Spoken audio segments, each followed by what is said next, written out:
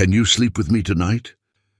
The lonely rancher to the virgin giant mail-order bride he never ordered but couldn't let go. Can you sleep with me tonight? The words hung in the darkness between Wade Hollister, a lonely rancher who hadn't touched another human being in 3 years, and Colleen Brennan, the virgin giant mail-order bride, standing 6'3" in his doorway, her carpet bag clutched against her chest like armor. He never ordered her. The stagecoach driver had been drunk, delivered her to the wrong ranch in Wyoming territory. She was meant for Chester Grimes, the cruel cattle baron up the valley who'd buried 3 wives under mysterious circumstances. But when Wade saw the terror flash across Colleen's green eyes at the mention of Chester's name, when she whispered, "Please don't send me back," something inside his dead heart cracked open. So the lonely rancher lied. He told Chester she was already his wife, told the sheriff they'd married in secret, gave this virgin giant mail-order bride, this woman Boston had called a mistake, this woman no man had ever wanted, his bed while he slept in the barn. For 2 weeks they'd been strangers playing house. She transformed his tomb into a home. He taught her to ride, to shoot, to smile. Neither touched the other, neither admitted the hunger growing between them. Until tonight, until Wade woke screaming from nightmares of his dead wife, his dead son, 3 years of guilt crushing his chest. Until Colleen found him shaking and soaked in sweat, and those desperate words escaped. But let's go back. Back to the moment everything changed. Back to the day the stagecoach rattled up Wade's dirt road, carrying a woman who would break every rule he'd built around his broken heart. It was spring in Wyoming, 1883, the kind of afternoon where the wind carried the smell of sage and distant rain. Wade stood on his porch watching the road like he did every evening, not expecting anything, just waiting for another day to die, so he could sleep and forget for a few hours that he was still breathing. Then he saw the dust cloud, a stagecoach coming fast, too fast, swaying like the driver couldn't see straight. Wade's hand instinctively went to the gun at his hip. Nobody came out here unless they wanted something or were running from something. The stagecoach lurched to a stop in his yard. The driver, a man named Cullen with whiskey breath and bloodshot eyes, practically fell off the bench. Mail-order bride for Hollister Ranch. Cullen shouted, slapping the side of the coach. "Sign here." Wade's stomach dropped. "I didn't order any." The door opened and she stepped down, tall. That was Wade's first thought.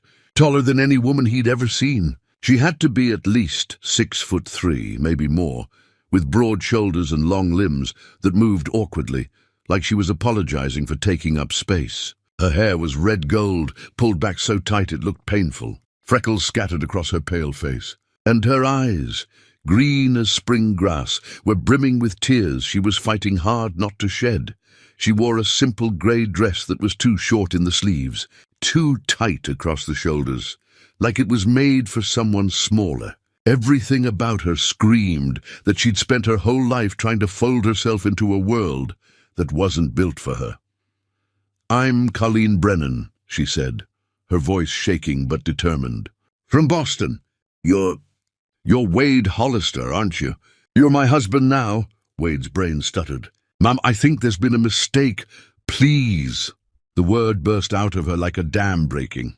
"Please don't send me back. I spent everything I had on the train ticket, everything. If you send me back to Boston, I'll have nothing. I'll be—" her voice dropped to a whisper. "I'll be back where I started. And I can't go back there." Wade saw it then. The desperation. The same kind of desperation he'd felt standing over Martha's grave, wondering why God let him keep breathing when everything worth living for was buried 6 feet down. Cullen spat tobacco juice into the dirt. "Well, you want her or not, Hollister? 'Cause if you don't, I got orders to take her up the valley to Chester Grimes. He ordered a bride, too. Maybe she's his." The name hit Wade like a fist to the gut. Chester Grimes, the man who'd had 4 wives. 3 were dead, 1 from a fall, 1 from pneumonia, 1 from complications. The 4th had disappeared one winter night, and nobody had seen her since. There were rumors, dark ones, The kind of rumors that made decent folks cross themselves and lock their doors when Chester rode past. Wade looked at Colleen again, really looked. She was trying so hard to make herself smaller, hunching her shoulders, ducking her head. Like if she could just shrink enough, maybe the world would stop punishing her for being different, and Wade understood. Because he'd been trying to disappear too. Just in a different way, no mistake, Wade heard himself say. The words came out before his brain could stop them. She's mine. She's supposed to be here. Colleen's head snapped up, her green eyes wide with shock and something else. Hope. Fragile, terrified hope. Cullen shrugged. Your funeral. Sign here. Wade signed the paper. His hand was steady even though his heart was hammering. What the hell was he doing? He didn't know this woman, didn't need a wife, didn't want the complications. But when Cullen drove away and Colleen stood there in his yard, clutching that carpet bag like it was the only thing keeping her from floating away, Wade knew he'd made the only choice he could live with. Thank you, Colleen whispered. You don't know what you've done. You've saved... Don't, Wade said quietly. Don't thank me yet. You might regret this tomorrow. But she shook her head. I won't, I promise you, whatever happens, I won't regret not going to Chester Grimes. The way she said Chester's name, like it tasted like poison, told Wade she knew exactly what kind of man Chester was. Come inside, Wade said. You must be tired. She followed him into the house, and Wade saw his home through her eyes, dark, silent, every surface covered in dust, dishes piled in the sink. The smell of neglect and grief hanging in the air like smoke. I'm sorry, Wade said, suddenly ashamed. I haven't. I don't keep house like I should. It's all right, Colleen said softly. Then hesitantly, would you mind if I cleaned a little? I'm not good at sitting still. You don't have to, please. She looked at him, and Wade saw the need in her eyes. The need to be useful, to earn her place. To prove she deserved the mercy he'd shown her. Let me help. So Wade showed her where things were. The well for water, the pantry with its sad collection of beans and salt pork and flour, the bedroom, the one he hadn't slept in since Martha died. You take the bed, Wade said. I'll sleep in the barn. Colleen's face flushed. That's not. You don't have to do that. This is your house. The barn's fine. I've been sleeping there for 3 years anyway. The words slipped out before Wade could stop them. Colleen's eyes widened. 3 years? Why? Wade looked away. Because I can't sleep in that bed anymore. Too many ghosts. He didn't explain. Couldn't. Not yet.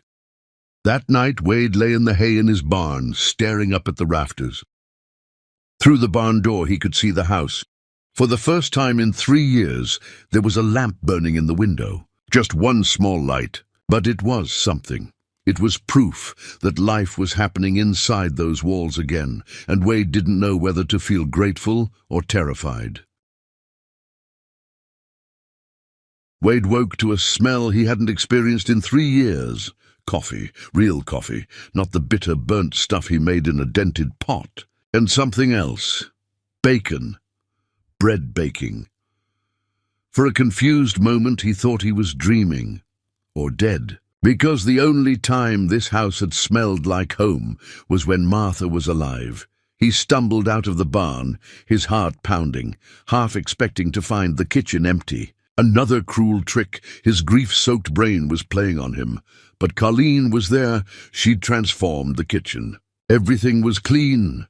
The counters scrubbed, the dishes washed and stacked, the windows open to let in the morning breeze. There was a tablecloth on the table, one Wade had forgotten he owned, and Colleen stood at the stove, her back to him, humming softly as she flipped bacon in the pan. She'd rolled up her sleeves. Her red-gold hair caught the morning sunlight, and for just a second Wade forgot to breathe. Good morning, Colleen said, turning. She smiled, but it was nervous, uncertain. I hope you don't mind. I couldn't sleep, so I thought I'd make breakfast. I found flour and salt pork in the pantry, and I thought... She stopped, biting her lip. Is this all right? I should have asked first. This is your house, and I just assumed. When's the last time you ate? Wade interrupted. Colleen blinked. Yesterday morning, on the train. Sit down. But I made this for you. Sit down, Colleen. Wade's voice was firm but gentle. You're not a servant here, and you're not earning your keep. You're a guest. And guests eat first. Colleen's eyes filled with tears. She quickly wiped them away, embarrassed.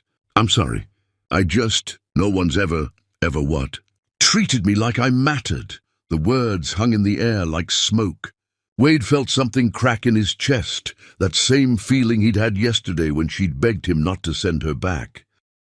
They sat down together, ate in silence at first. The only sounds the scrape of forks on plates and the wind moving through the open window. Finally, Wade spoke. Why'd you do it? Why become a mail-order bride? Colleen's hand stilled on her fork. For a long moment she didn't answer. Wade thought maybe he'd pushed too hard, asked too much. Then she said quietly, In Boston, I worked as a seamstress. I made beautiful dresses for beautiful women. They'd come into the shop and they'd look at me like I was broken, wrong, like God had made a mistake when He made me. Her voice was steady, but Wade could hear the pain underneath. My own father called me the accident, said I was proof that sometimes the devil gets involved in God's work. Wade's jaw tightened. Your father said that? Every day of my life. Colleen looked up and her green eyes were fierce with old hurt. My mother would cry and pray over me, asking God to make me smaller. My brother Patrick would lock me in the cellar when his friends came over because he was ashamed to be seen with me. And the boys in Boston, she swallowed hard. They'd follow me in the street. Call me a giant, a freak. Say things I won't repeat. I'm sorry, Wade said, and he meant it, don't be. I'm not telling you this for pity. Colleen straightened her shoulders. I'm telling you, so you understand why I answered that advertisement. Why I spent every penny I had to come west. Because I thought maybe out here, where everything's bigger and wilder and stranger, maybe there'd be room for someone like me. Maybe I wouldn't have to spend every day apologizing for existing. Wade looked at her, really looked. At the proud set of her jaw, the strength in her hands, the way she held herself, like she was ready to fight or run. Whatever the moment required. There's nothing wrong with you, he said. Colleen laughed. But it was bitter, broken.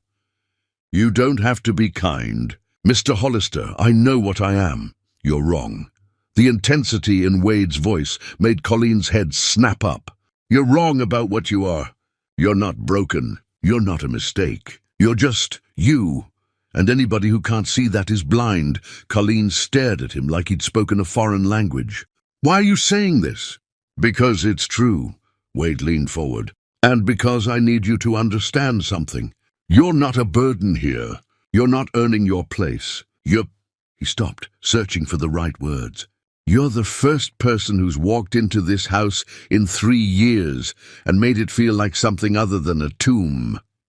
Before Colleen could respond, they heard it. Horses, multiple riders coming up the road fast. Wade's whole body went tense. He stood, crossed to the window, and looked out. His blood ran cold. Chester Grimes, riding at the head of 6 men, all armed. And beside him, Sheriff Boone, looking tired and unhappy. Stay inside, Wade told Colleen, but Colleen had already seen. Her face had gone pale, her hands gripping the edge of the table so hard her knuckles were white. That's him, isn't it? She whispered. Chester Grimes. Yes, he's come for me. Wade looked at her, saw the terror in her eyes, the resignation, like she'd always known this moment would come, like she'd spent her whole life waiting for men to decide her fate, without asking what she wanted. Something fierce and protective rose up in Wade's chest, something he hadn't felt since the day Martha died. No, he said. He hasn't. Wade walked outside to meet them. Colleen followed, despite his order to stay inside. She stood on the porch, straight-backed and tall, trying not to shake.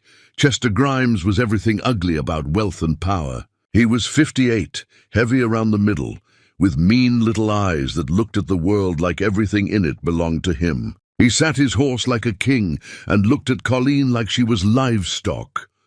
Morning, Hollister, Chester said, his voice dripping with false courtesy. Seems there's been a little mix-up. That's my bride you got there, Wade kept his voice level. I don't know what you're talking about. Don't play stupid. Chester spat tobacco juice into the dirt. Driver was drunk yesterday, brought her to the wrong ranch. I got the paperwork right here. He pulled out a folded document. One mail-order bride, ordered by me, paid for by me. That makes her mine. Sheriff Boone sighed. He was a decent man, tired, caught between the law and what was right. That true, miss? Were you ordered by Mr. Grimes here? Colleen opened her mouth, closed it. Wade could see her calculating, weighing her options, understanding that the law wasn't on her side. No, Wade said before she could speak. She's my wife. We married last night. The lie came out smooth as silk. Wade didn't even blink. Chester's eyes narrowed. That so? You got a marriage certificate? We had a private ceremony, Wade said, his voice steady. We'll register it in town next week. Convenient. Chester smiled, and it was like watching a snake bare its fangs. That true, girl? You married this man? All eyes turned to Colleen. Wade held his breath. She could expose the lie right now, could tell the truth, and let the law take her to Chester.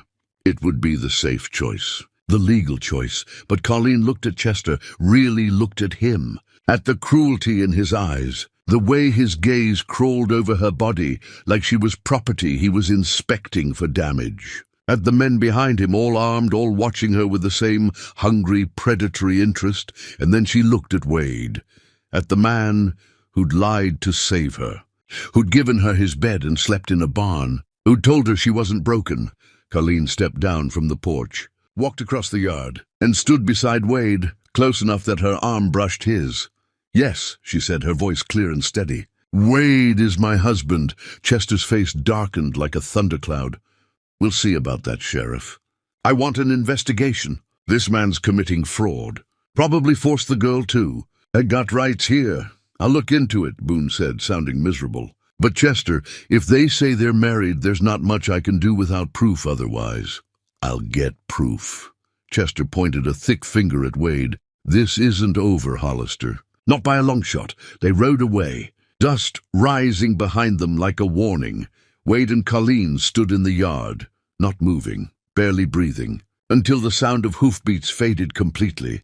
Then Colleen turned to him. I'm sorry. I've dragged you into something terrible. Don't apologize, Wade said. I'm the one who lied. Then why did you? Wade looked at her, at this woman who'd been called a mistake her whole life, who'd crossed a continent hoping for something better, because when I looked in your eyes, I saw exactly what Chester would do to you, Wade said quietly.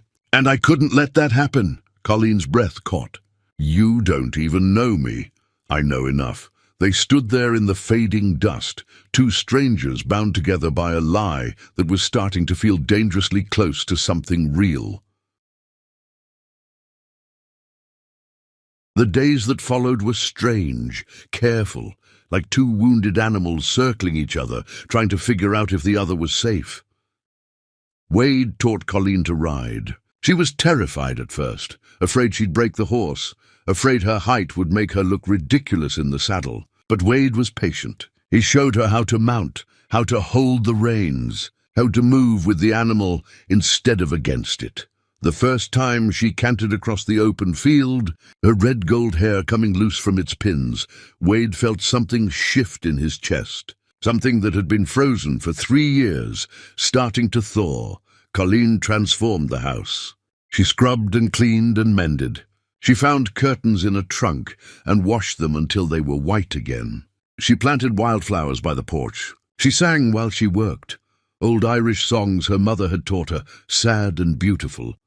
Wade found himself listening, finding excuses to be near the house instead of out on the range. One afternoon, he came in for lunch and found Colleen standing on a chair, trying to reach a high shelf. Even standing on the chair, even at her height, she was stretching. What are you doing? Wade asked. Colleen jumped, nearly fell. Wade caught her, his hands on her waist, steadying her, and for a moment they were close enough that he could smell the soap she'd used that morning, could see the freckles scattered across her nose like constellations. Sorry, she said quickly, stepping down. I was trying to reach that box. I thought maybe there were more dishes up there.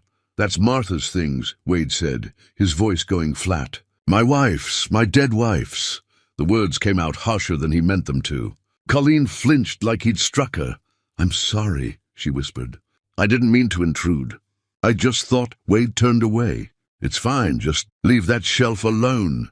The rest of the day was awkward, tense. Wade hated himself for snapping at her. But every time he thought about that box, about Martha's dresses and the baby blanket she'd been making, his throat closed up and he couldn't breathe. That evening, Colleen made dinner in silence, set his plate down without looking at him, started to retreat to the bedroom. "Colleen," Wade said. She stopped but didn't turn around. "I'm sorry. For earlier, you didn't do anything wrong. It's your house," Colleen said quietly. "Your memories. I shouldn't have touched anything without asking." "It's not that." Wade stood crossed to her. "It's just hard talking about her, thinking about her. Some days I can barely remember what she looked like, and that terrifies me. And other days it's like she just died yesterday." Colleen turned to face him. "How long has it been?" 3 years, Wade's voice cracked. 3 years, 2 months, and 16 days. How did she die? Wade had never told anyone the full story, not even his neighbors. But something about Colleen, about the way she looked at him without pity, without judgment, made the words come. "Childbirth," he said. "The baby was breech. The doctor said he could try to save one of them, but not both. He asked me to choose." Wade's hands were shaking. "I chose Martha. I told him to save my wife. But she died anyway, bled out right there in our bed. And the baby, our son, he never took a breath. I held him and he was already cold." Tears were streaming down Colleen's face. "Oh, Wade, I failed them," Wade whispered. "I was supposed to protect them and I failed." "You didn't fail them." Colleen's voice was fierce. "You made an impossible choice in an impossible situation. That's not failure. That's just tragedy. It doesn't feel like tragedy. It feels like punishment." "For what?" "For being alive when they're not." Colleen reached out, hesitated, then took his hand. Her palm was warm against his. "You're allowed to live, Wade. You're allowed to keep breathing. That's not betrayal. That's survival."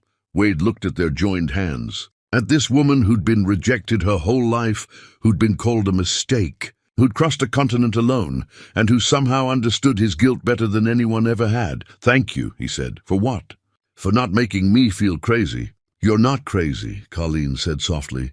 "You're just grieving, and grief doesn't follow rules." They stood there in the fading light, holding hands, two broken people finding unexpected comfort in each other's brokenness. The next week passed, in a blur of small moments. Wade teaching Colleen to shoot, her laugh when she actually hit the target, the way she'd leave him coffee in the barn every morning, the way he'd find wildflowers on the table that she'd picked just because they were pretty.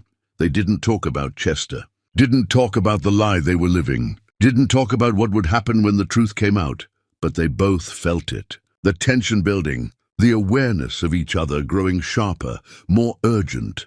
One evening, Wade was fixing a fence and looked up to see Colleen hanging laundry. The sun was behind her, turning her hair to gold. She was reaching up to pin a sheet, and she wasn't hunching, wasn't apologizing. She was just herself, tall and strong and beautiful. "You're staring," Colleen said without looking at him. Wade felt his face heat. "Sorry, don't be." She glanced back, and there was something new in her eyes, something warm and uncertain and terrified. "No one's ever looked at me the way you do. How's that? Like I'm not a mistake." Her voice dropped to a whisper. "Like I'm something worth seeing." Wade crossed to her, stopped just close enough that he could feel the warmth of her body. "You are." "Worth seeing, I mean." Colleen's breathing had gone shallow. "Wade, I know it's too soon," Wade said quickly. "I know we barely know each other. I know I'm supposed to be grieving Martha. But when I'm with you, I feel like maybe I'm not dead inside anymore. Like maybe there's still something in me that can feel things. What do you feel?"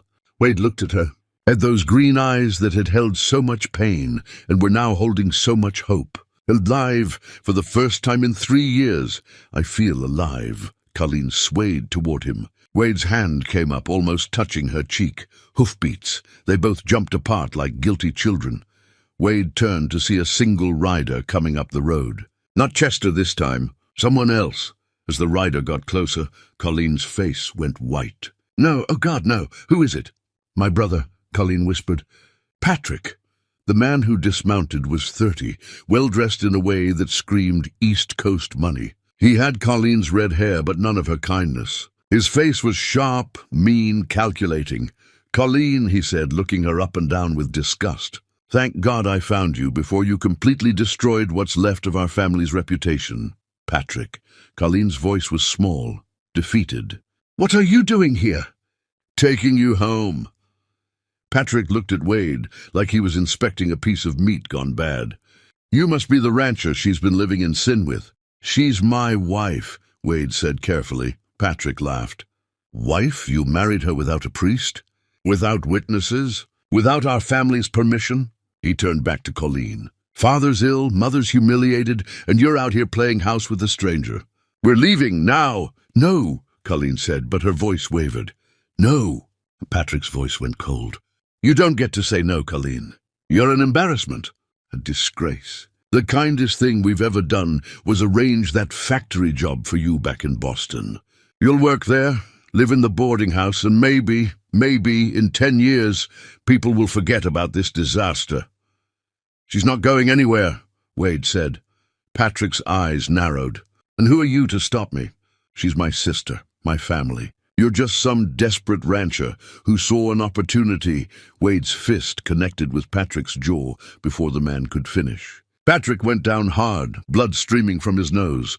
"Get off my land," Wade said, his voice deadly calm. "And don't come back." Patrick scrambled to his feet, holding his nose. "You'll regret this. I'll bring the law. I'll bring Chester Grimes. I'll bring anyone who'll listen." He looked at Colleen with pure venom. "And you're dead to this family. You hear me? Dead." He rode off, cursing. Wade and Colleen stood in the settling dust. "I'm so sorry," Colleen said, her voice breaking. "I never meant for any of this." "Stop apologizing," Wade said. "You've done nothing wrong." But even as he said it, Wade felt the weight of what was coming. Chester and Patrick would join forces. They'd bring the law. They'd destroy everything. That night, Wade couldn't sleep. He lay in the barn, staring at the rafters, his mind spinning through worst-case scenarios. Sometime past midnight, the nightmares came. He was back in that room. Martha was screaming. The doctor was saying, "Choose. You have to choose." And Wade was holding his dead son, watching his wife's life bleed out onto white sheets, and he couldn't save either of them. Couldn't do anything but stand there and watch them die. "Wade!" He woke gasping, soaked in sweat. Colleen was there, kneeling beside the cot, her hands on his shoulders. "You're safe," she was saying. "You're here. You're safe." Wade was shaking. Couldn't stop shaking. His heart was slamming against his ribs, and he couldn't catch his breath. "I couldn't save them," he gasped. "I know," Colleen said softly. "I know." They sat there in the darkness, Colleen's hands steady on his shoulders, until Wade's breathing slowed, until the panic receded, until he could think again. And then, before he could stop himself, the words came out. "Can you sleep with me tonight?" Colleen's breath caught. "What? Not—" Wade's face flushed. "Not like that. I need to know someone's here, that I'm not alone. I know it's not proper. I know we're not really married. But please—" "Yes," Colleen said. She lay down beside him on the narrow cot on top of the blanket. Fully clothed, Wade lay rigid, not touching her, terrified he'd crossed a line he couldn't uncross. But then Colleen's hand found his in the darkness, her fingers intertwined with his. "I've been alone my whole life, too," she whispered. "I know what it costs." Wade's throat tightened. He squeezed her hand, and for the first time in 3 years, Wade Hollister fell asleep without nightmares. Because he wasn't alone anymore. When morning came, they were still holding hands, and that's when they heard the horses again. Multiple riders. "Coming fast." Wade sat up, his stomach sinking. Through the barn door he could see them. Chester Grimes, Patrick Brennan, Sheriff Boone, and a dozen armed men. This time, they weren't here to talk. Wade and Colleen walked out to meet them together. No more hiding, no more running. Chester sat his horse like a conqueror, Patrick beside him with his broken nose bandaged. Sheriff Boone looked sick about what he had to do. "Wade Hollister," Boone said, his voice heavy. "Chester's pressing charges, fraud, theft of property, and assault on Patrick Brennan here." Unless you can prove this marriage was legitimate from the start, I gotta take you in. He can't prove it, Chester said, grinning. Because it's a lie. That girl's mine by contract, and he stole her. Wade felt Colleen tense beside him, felt her preparing to sacrifice herself. To go with Chester to save Wade from jail, he couldn't let that happen. The marriage is real, Wade said.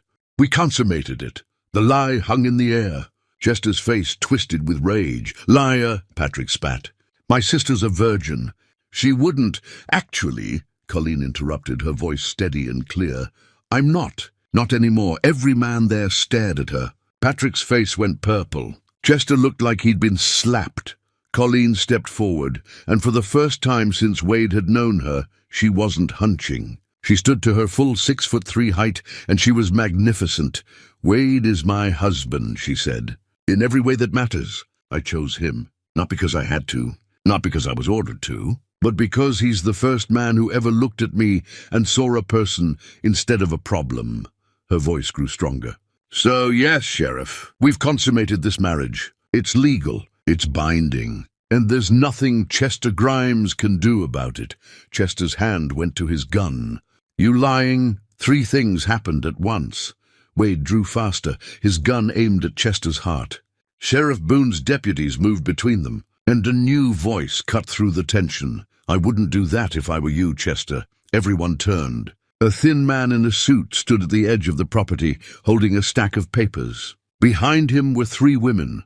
Scared, haunted-looking women. Name's Thomas Garrett, the man said. I'm an attorney from Cheyenne, and these ladies have some things to say about their former husband, Chester Grimes. Chester's face went white. What is this? This is your 4th wife, Delia, who didn't die. She escaped. And these are the sisters of your 2nd and 3rd wives. The attorney held up the papers.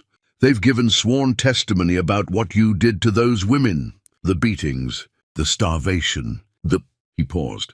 The murders. The word hung in the air like a gunshot. Sheriff Boone's hand went to his own gun. Chester Grimes, you're under arrest. Chester tried to run. His men scattered, but Boone's deputies were faster. Within minutes, Chester was in handcuffs, screaming threats that nobody was listening to anymore. Patrick tried to grab Colleen's arm. You're still coming home. Father demands. Colleen's fist connected with her brother's already broken nose. He went down like a sack of flour. Tell Father I'm dead, Colleen said calmly. It'll be easier for everyone. Patrick scrambled onto his horse and rode off, blood streaming down his face. When the dust settled, Wade and Colleen stood alone in their yard. The sun was setting, painting the sky gold and pink and purple. Did we really just... Colleen started. Yeah, Wade said. We did. I lied, Colleen whispered. About us. About consummating the marriage. I lied under oath. Wade turned to face her. Do you want it to be a lie? Colleen's breath caught. What? Do you want this marriage to be real? Wade asked. Not because we have to, not because we're trapped, but because we choose it. Because somewhere in the last 3 weeks, I stopped pretending and started, he swallowed hard, started falling in love with you. Tears streamed down Colleen's face. How can you love me? How can I not? Wade cupped her face in his hands. You brought my dead house back to life. You taught me it's okay to keep breathing. You're brave and strong and beautiful, and you've been told you're too much for so long that you can't see you're exactly enough. I've never been enough for anyone. You're enough for me. Wade's thumb brushed away her tears. More than enough. You're everything, Colleen kissed him. Not tentatively, not apologetically, but with all the hunger and hope and love that had been building between them for 3 weeks. When they broke apart, both were crying. Marry me, Wade said. For real this time. With a preacher and witnesses and everything proper. Yes, Colleen laughed through her tears. Yes, yes, yes. 6 months later they stood in front of that same preacher. This time the wedding was real. Small but real. A few neighbors. Sheriff Boone, the attorney Garrett who'd saved them from Chester, and Delia, Chester's escaped 4th wife, who'd become Colleen's closest friend. Colleen wore a dress she'd made herself, cut to fit her tall frame, beautiful and unapologetic. Her red gold hair hung loose down her back. She wasn't hiding anymore. When she walked down the aisle, if you could call the space between the kitchen and the parlor an aisle, Wade's breath caught. Because he didn't see a woman who was too tall or too different. He saw his wife, his love, his future. You sure about this? Wade whispered when she reached him. Last chance to run. I've been running my whole life, Colleen said. I'm done. This is where I stay. They exchanged vows. Real ones this time. Promises made with full hearts and clear eyes. When the preacher said, "You may kiss your bride," Wade had to reach up slightly. And that detail, that small reversal of what was expected, made it perfect. That night, they stood on their porch together. The land stretched out before them, hard and beautiful and theirs. The house behind them was full of light and life and love. Did you ever think, Colleen said, that day I arrived at the wrong ranch, that we'd end up here? No, Wade admitted. I thought I'd spend the rest of my life alone, punishing myself for failing Martha and our son. You didn't fail them, Colleen said gently. You loved them. You tried to save them. That's all anyone can do. I know that now. Wade pulled her close. You taught me that. You taught me it's okay to live again, to love again, to let light back into the dark places, Colleen smiled. You taught me I'm not too much, that I deserve to take up space, that being different isn't the same as being wrong. They stood together as the stars came out, two people who'd been broken, finding wholeness in each other. Two people who'd been alone, discovering they never had to be alone again. Can you sleep with me tonight? Wade asked, echoing that desperate question from months ago. But this time, Colleen laughed. Every night, for the rest of our lives, they walked inside together. The house was warm, full of light, full of love. And for the first time in 3 years, Wade Hollister was home, not because of the building or the land, but because of the woman beside him. The woman who'd arrived at the wrong ranch and become exactly the right person. The virgin giant mail-order bride he never ordered but could never let go had become the wife he chose, the partner he needed, the love he never expected to find again, and in a world that had told them both they were too broken, too different, too much. They'd found each other and built something beautiful. Sometimes the wrong turn leads you exactly where you need to be. Sometimes the mistake becomes the miracle, and sometimes love finds you in the most unexpected places, with the most unexpected person, at the most unexpected time. All you have to do is be brave enough to let it in. Now, we want to hear from you. Have you ever been told you were too much of something? Too tall, too quiet, too loud, too sensitive, too ambitious? How did you overcome it? And have you ever had a wrong turn in life that ended up being exactly what you needed? Share your story in the comments below. Your experience might encourage someone else who's struggling to believe they're enough just as they are. And tell us, where in the world are you watching from? Are you in America like Wade and Colleen? Or are you connecting with this story from across the ocean? We love knowing our community spans the globe. If this story touched your heart, hit that like button. And don't forget to turn on the notification bell so you never miss our next emotional journey. We have more powerful stories of love, redemption, and second chances coming your way. Until next time, remember, you are not too much. You are not a mistake. You are exactly enough. And your story, your real story, is still being written.